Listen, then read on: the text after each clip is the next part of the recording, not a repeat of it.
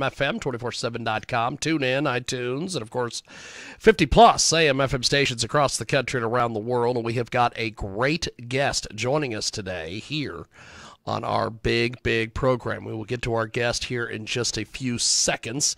If you want to find us online, it is JIGGYJGUAR.com. And of course, you can find us on social media all over the damn place. And we have got a great guest to kick off our broadcast day here. Bob Wilber is with us. He is fantastic. He is, I love his email signature. He says he's an author, a blogger, and a communicator, which I would think that a communicator would be a blogger and an author, but either way, Bob, welcome to the big broadcast. How are you, my friend? I'm great. It's great to be with you, and great to talk to someone down there in the great state of Kansas. The great state of Kansas. Wow. I don't often refer to it as the great state of Kansas, but that is fantastic that you do, my friend. Oh, yeah. I lived in Topeka for about a year and a half when I was the general manager of Heartland Park, the racetrack there. That's awesome. That's awesome. I also knew all the Kansas City, Kansas side suburbs because I was the general manager of the Kansas City Attack indoor soccer franchise. And that's awesome. Sold a lot of tickets to those people on the Kansas side. That's awesome. So you have got an incredible new project. Tell me a little bit about this. It is my second book. I didn't become an author until I was 60. I'm 66 now, and I've got 2 books out. Before that, I was always a writer and did a lot of sports marketing. Spent 22 years as a PR guy in the NHRA drag racing world for a couple of nitro funny car drivers.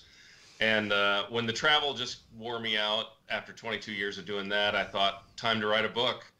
That was my first book, my autobiography, Bats, Balls, and Burnouts, because I played baseball, I managed soccer teams, and I also was in drag racing, so Bats, Balls, and Burnouts was the title.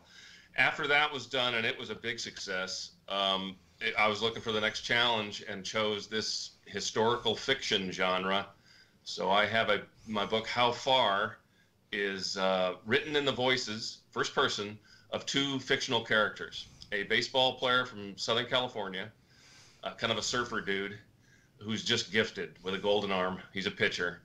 And a hockey player from northern Minnesota, where hockey is a way of life.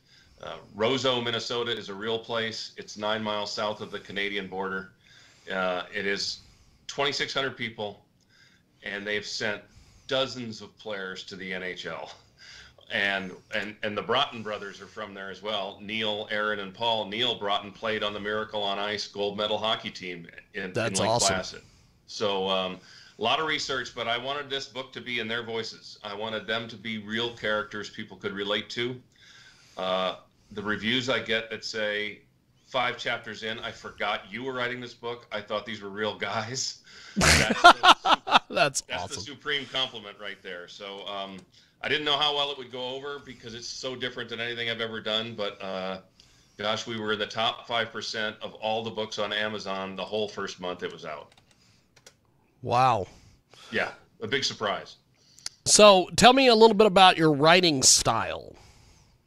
Well, it's been all over the board. I've done just about everything. In sports marketing and in PR, you're writing in a very structured, factual style, whether it's proposals or press releases. So that's AP style, and I also write a blog. That's conversational style. I did a column in the National Dragster magazine. That was column feature style, and now writing a fictional book is a whole new can of worms. And I call them my writing muscles. I had to get some new muscles in shape to do this, but my style is make you believe in these characters, make you revel in the details. I'm all about details. You'll never catch me writing, "It was a beautiful day." I'll tell you all about the sun and the sky and the clouds and the grass. I want you to be there. So that's my style, and I think I'm pretty well-rounded at this point. I don't know what's next. I think I'm ruling out murder mysteries. I've discovered that those are really hard to write. We have got a great guest with us today. Robert Wilber joins us here in our broadcast, talking a little bit about his latest book. So take me through your writing process to bring this book to life. The first thing I did was write 2 character studies. My baseball player, Brooks Bennett, and my hockey player, Eric Olson. I wanted to get to know them. So I literally spent a month just writing their stories only for me. No one else has ever seen these character studies I did, but that got them in my head. And from that point forward, I kind of relied on them to steer me, because it sounds really funny, but I didn't think I was 10 chapters in before I told my wife, I don't even feel like I'm writing this book now. It feels like Eric and Brooks are writing it. I'm just transcribing it for them. Because they were real characters in my head, and they're very distinct guys with very distinct voices. The sports part of it is obviously central to the story, but I tell people it's a life book told through the lens of sports. These guys go through a lot of challenges, a lot of ups and downs, some incredible successes, and some real downfalls. And that's personal, and the book is personal. That you'll get to know these guys very, very well, and so far the reaction is so good that I think a lot of people like them. That's awesome. We have got a great guest with us today. Bob Wilber joins us here in our broadcast. He's a no stranger. He is just amazing with the sports knowledge. He's the son of Major League player Del Wilber. He has worked in all facets of sports, from marketing to, hell, I think all the way down to popping the popcorn at the gimmick stand. You've pretty much done it all, my friend. I drew the line at the popcorn. So this book, incredibly well written. Tell me a little bit about what kind of feedback or criticism or whatever you've gotten about the book. Well, it's all been great. All 5 stars on Amazon, and I think the reaction I get from people is that almost everybody picks a favorite guy of the 2 characters, and it's about 80-20. But I'm not going to spoil that. I'd let everybody make up their own mind whether they think Brooks or Eric is the guy they're rooting for more. But most people just say it's just totally engaging and absorbing. It's not a short book. You're not going to read this in one night. It's 545 pages. But when people say, boy, it's a long book, my answer is, well, it's really 2 books in one. Either one of these guys could have had a book. So you're getting 2 books for the price of one, and you get to know 2 really fascinating people and their fictional but fascinating families. That's awesome. The other part about it, which is so unique, is that it is historical fiction. So I don't have them just go have fictional careers on fictional teams. They play at real places with real teammates in real stadiums, real arenas, and I just get to place them in there and have them play off all of the real people or the real events that go on. So there's they both go on to some greatness, make a lot of money, but there's so much drama in it. I'm more proud of the drama than I am about anything else, and making them real people. That's tremendous. So this book, incredibly well written. You put a lot of time and effort into the book. What do you want readers to take away from your writing of this book? That I succeeded in removing myself from the book. The people on Amazon who've said, I'm 5 chapters in and I think these are real guys, I want to go Google their stats. That's a compliment right there, that you don't think this guy's a good writer, you think these are 2 really neat characters, and I enjoy them, and I'm rooting for them. So I hear that a lot. That's as good as it gets. That is awesome. We have got Bob Wilber with us today. He joins us live here on our big program. So what's next for you as an author?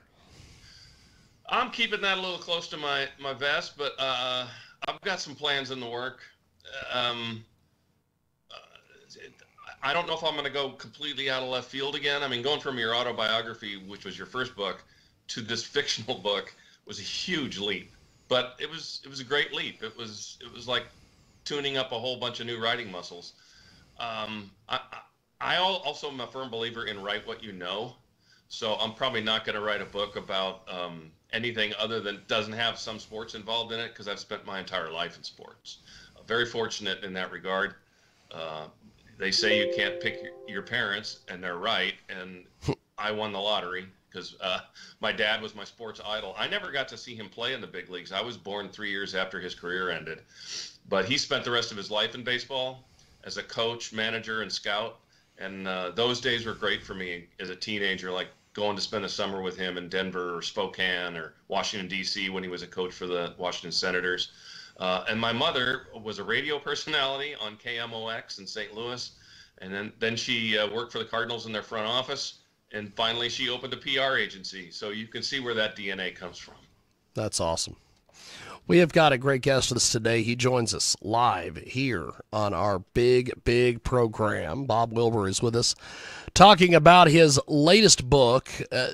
This book is incredibly well put together. What are some of your goals for this book? Oh, I've reached them. It sold greater than I thought it would. And I never did either of these books for sales. In the publishing industry these days, Amazon takes their cut, the publisher takes their cut, and I get a can of beans. I mean, I get a couple bucks. So it's not about the money, and it's not really about the sales. I wrote both books mainly for an audience of one, and that was me. I just wanted to do it. And I know some musicians who have said the words, "We've never written a song for what's popular. We write songs for what we like. And if people like it, that's awesome." And that's kind of how I felt about it, which was, I want to write a book I'm proud of. Now I've written 2 of them. I decided what it was going to be about. I stretched my limits a lot, and people seem to like it, and that's awesome.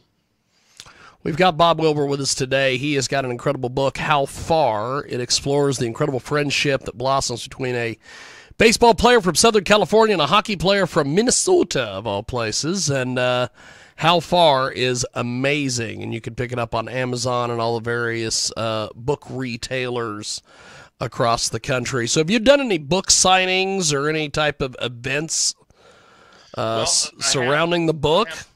I haven't. For this book, I've done a couple of small things, and we're arranging a couple more. The first book, which had so much drag racing in it, and my blog for years was on NHRA.com. So I had a ton, about 10,000 readers, and they were all drag racing fans. So it had kind of a built-in audience, and that allowed me, even though I had retired from the day-to-day, that the year it came out, I went to like 10 races and sold books at those races through one of the vendors. Got to hang out with my former team, funny car driver Tim Wilkerson, who welcomed me back into the pit, and did a lot of PA work. And that would just, if I got on the PA with Alan Reinhart, who was NHRA's PA announcer, and explained the book and said, "Hey, it's for sale over at this trailer, and come see me in the Wilkerson pit." By the time I got back there'd be 15 people in line. So that was a very smart move on my part to have the book available at the racetrack. Now, there's no racetrack for this book because it's fictional. So, but yeah, we're doing a lot. We're doing a lot of what I'm doing right now. My PR agency has done a fantastic job of hooking me up. I just this morning did a live video interview with a guy in Toronto, and here I am talking to you in Hutchinson. So it's awesome. I love it. So, what elements did you draw upon to develop some of these main characters? Well, the baseball one was pretty easy. It's not me, but my knowledge of the game, having played professionally and in college myself, gave me the basis for that. The thing is, playing professional baseball, I knew a lot of guys from Southern California who were high draft picks. Some of them were surfers, like my character is, but they all had a certain California swagger about them, and we all looked up to that. So I draw on a lot of those characteristics and make him a real person. But he's not me, but his personality's got a lot of me in it. For hockey, I never played the game, but I'm a huge fan. And I drew on the help of a lot of people. Like I said, Roseau is up almost at the Canadian border. I went there twice. I called them, for Uncle Sam and my taxes, I called them what they were, location scouting trips, because I didn't want to just read about Roseau and what it was like. I wanted to be there. I wanted to meet people. I wanted to meet former players. I wanted to sit in the diners. I wanted to do all of that. So those 2 trips were just super valuable. And that character, I got a lot of help from Paul Broughton, one of the Broughton brothers, who lives here in the same suburb of St. Paul that I live in, and another hockey player who played in the minor leagues for the Ducks. And they just filled me in on all those details of what it's like. And, I knew the game well enough to write about the game itself. but I wanted to know what it's like in college, in the dorm, getting your first contract and potentially going to the Stanley Cup Finals. All of that stuff I needed help with, and I got some marvelous help. And that's what fleshed the book out. I mean, I really am all about the details. We have got a great guest with us today. He joins us live here in our broadcast. And how far is the latest from our guest? And so, Bob, what inspired you to put this book together? Well, after the first book, I was just looking for something different. I originally considered to do my dad's biography. He's long gone. And to do that, because he was a manager for so long and a scout, and he just knows people everywhere, I really needed the help of the Minnesota Twins and the Texas Rangers to make that happen, because he managed the Rangers for one day.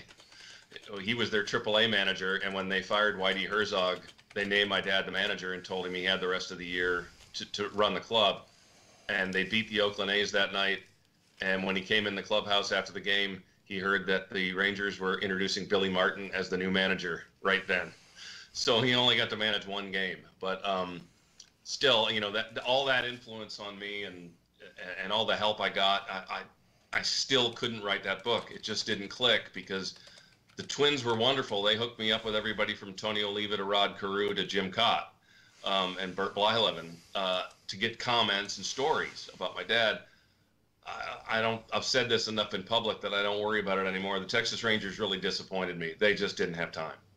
And there were 50 guys on that list that played for my dad when he was a manager, and I thought those stories would be priceless. And when the Rangers just said, hey, we're busy here, I just put the book away, and I might write it someday, but it wasn't the right time to write it. So I was looking for something else, and there was a book I read called War Day, which was written by two authors who co-wrote it. And it was obviously fiction, because it was about a very short but very cataclysmic World War III. And these two characters, as the authors wrote it in their voices, took off from New York City to somehow get around America to see what's left. And they alternated chapters. They were in the characters' voices, fictional characters. But I loved that. I thought, what an original approach that is. And I researched that some more, and it's not common, but it's rare, actually. But there are other books out there with this format, and I said, bingo, that's it. I'm going to create two characters. I'm going to write it in their voices. I'm not going to have any nuclear bombs fall, so mine's going to be a little more upbeat than War Day. But that was the trigger. That was the light that went on over my head that said, this is it. And when you sit down the first day and have a hard time writing the first sentence, it's not the right thing to write. When you sit down the first day and don't want to stop, that's the book you were meant to write. Well, Bob, I really appreciate you making time for us today. Before we let you go, how do we get in touch with you online and buy the book and everything else? A lot of ways. Obviously, I just steer people towards Amazon because everybody's on Amazon. I do have a website. It's bobwilber.net, and I will say this because people misspell my last name all the time. It's spelled Wilber. Whenever I give someone my name, I emphasize that E, because a lot of people want to spell it UR, and I'm not Orville Wright's brother, and I'm not the guy who owned Mr. Ed. That's right. That's yes, right. So you can go to bobwilber.net. Both the books, you click on one button, and it takes you right to the sales page. I am on Facebook, I'm on Instagram, and I'm on Twitter. So any way people want to get in touch with me, on my website, there is a button you can click on that sends an email directly to me. I'm happy to read them. Fantastic. Well, Bob, I'm happy to reply to them too. Well, Bob, thanks for doing this, brother. I look forward to talking to you again. Have yourself a wonderful holiday, and thanks for joining us today, my friend. You bet. I really appreciate it. Thanks for having me. Thank you, man. There he goes. That's Bob Wilber, and he joins us today here on our big program. So we are going to take a timeout, and when we come back, we have got more coming up. It is the world-famous Jiggy Jaguar radio broadcast back here in a few moments.